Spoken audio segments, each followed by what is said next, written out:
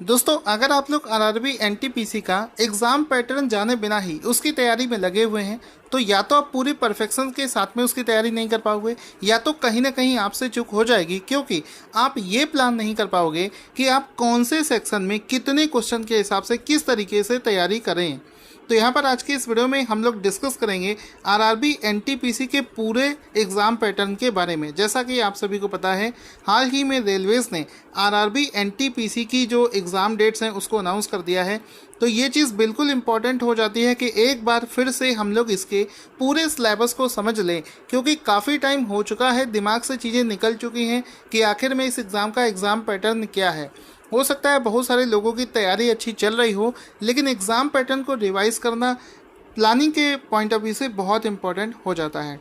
तो शुरू करते हैं। सबसे पहली चीज़ तो हम लोग ये समझते हैं कि जितनी भी वैकेंसीज़ निकली हुई हैं, इसमें से दो प्रकार की वैकेंसीज़ हैं।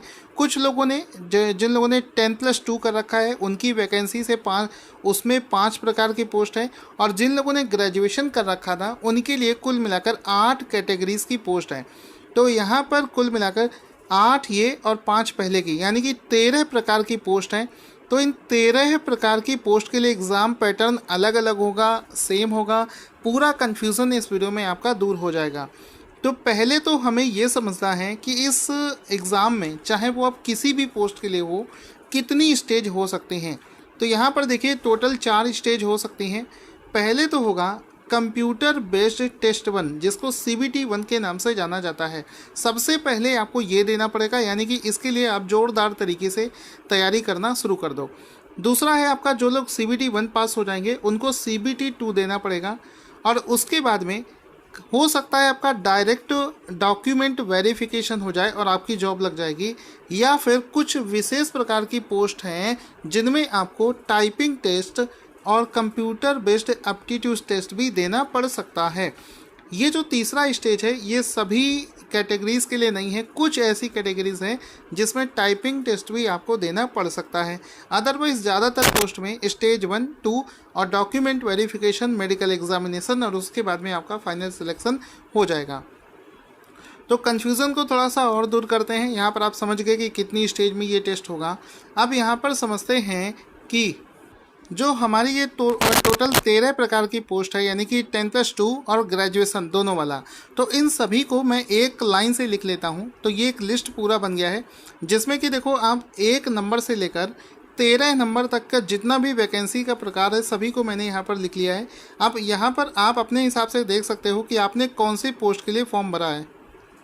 तो इसमें आप समझिए कि चाहे आपने 13 में से कोई भी कैटेगरी के लिए फॉर्म भर रखा हो, आपको जो CBT 1 है वो सभी के लिए कॉमन है।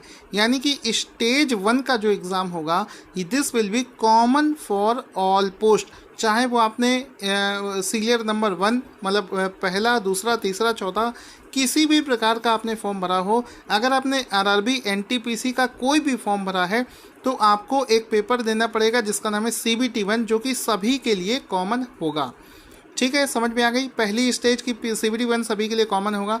दूसरी स्टेज में क्या होगा कि जो दूसरी स्टेज का पेपर होगा, उसमें सेम लेवल के कैटेगरी का पेपर सेम होगा। जैसे कि अगर आपने लेवल 2 वाला फॉर्म भरा है, तो लेवल 2 का जो पेपर होगा वो लेवल 2 वालों के लिए कॉमन होगा। इसी प्रकार से जिन लोगों ने लेवल 3 के लिए भर रखा है उनका पेपर अलग से होगा, जिन लोगों ने 4 के लिए भर रखा है उसका पेपर अलग होगा, 5 वालों का एक जैसा पेपर होगा। ठीक है, इसी प्रकार से 6 वालों का देखो, इन दोनों का एक जैसा पेपर होगा। इसका मतलब साफ है कि CBT 1 तो सभी के लिए कॉमन होगा, लेकिन अगर आप लोग CBT 2 देना चाहते हैं तो आप जिस लेवल से बिलोंग करते हैं उस लेवल का पेपर आपको देना पड़ेगा, क्योंकि यहाँ पर लेवल से मतलब होता है आपकी सैलरी से। जितना लेवल बढ़ता जाएगा उतनी अच्छी सैलरी आपको मिलती जाएगी। तो अगर आपको ज़्यादा सैलरी वाली पोस्ट होगी, तो जाहिर सी बात है उसमें जो पेपर का पैटर्न होगा वो थोड़ा सा डिफ़िकल्ट होगा, वो थोड़ा सा कठिन एग्ज़ाम होगा। जितना छोटा पेपर भरोगे उतना आपको आसान पेपर मिलने के चांसेस हैं। तो इस प्रकार से आप समझ सकते हो, अलग अलग लेवल 2 जो है वो अलग अलग कैटेगरी के लिए, अलग अलग लेवल के लिए डिफरेंट होगा। अब यहाँ पर तीसरी बात आती है कि सर इसके बाद में क्या होगा। इसके बाद में देखो टाइपिंग टेस्ट होगा।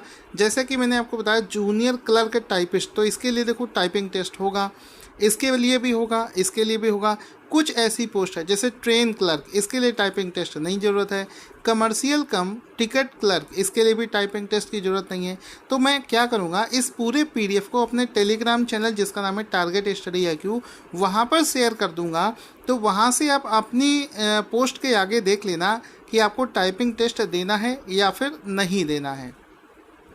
अब इसके बाद में अगर सीधे हम लोग बात करी जाए इसके एग्ज़ाम पैटर्न की, तो 2019 में जब ये फॉर्म निकला था, 2020 इसको कर देते हैं, 2020 में होने के चांसेस हैं। इसका जो CBT 1 एग्ज़ाम होगा उसमें आपको क्या करना पड़ेगा। देखो CBT 1 एग्ज़ाम जो होगा इसमें कुल मिलाकर 100 क्वेश्चन आपसे पूछे जाएंगे, जिसके लिए आपको 90 मिनट दिया जाएगा। 90 मिनट में आपको 100 क्वेश्चन करने होंगे, जिसमें कि 30 क्वेश्चन मैथमेटिक्स के, 30 क्वेश्चन जनरल इंटेलिजेंस और रीजनिंग के, और जनरल अवेयरनेस के 40 क्वेश्चन आपको करने को मिलेंगे। अब इसमें सभी के लिए मार्क्स देख सकते हैं, 100 नंबर का ये पेपर होगा।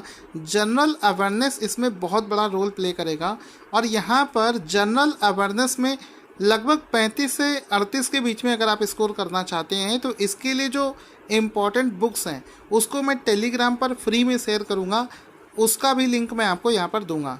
तो एक बहुत कॉमन सी चीज़ बहुत ज़्यादा पूछी जाती है कि सर क्या इस एग्ज़ाम में नेगेटिव मार्किंग होगा। तो आपको बता दूं कि गलत क्वेश्चन आपको बिल्कुल भी नहीं करना है, क्योंकि इसमें जो नेगेटिव मार्किंग होगा वो 1/3 नेगेटिव मार्किंग होगा। हर 3 क्वेश्चन गलत करने पर आपका 1 नंबर काट लिया जाएगा। तो इससे आपको बचकर रहना है, जितना आपको आता हो सिर्फ उतना ही तैयार करके आप जाएंगे।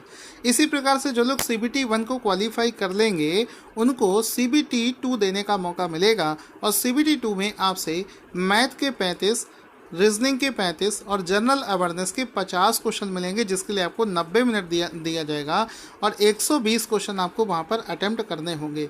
तो सिलेबस दोनों का सेम है, CBT 1 और CBT 2 का। बस आपको यहाँ पर मैंने आपको बताया कि क्वेश्चन का लेवल आपका बढ़ता जाएगा।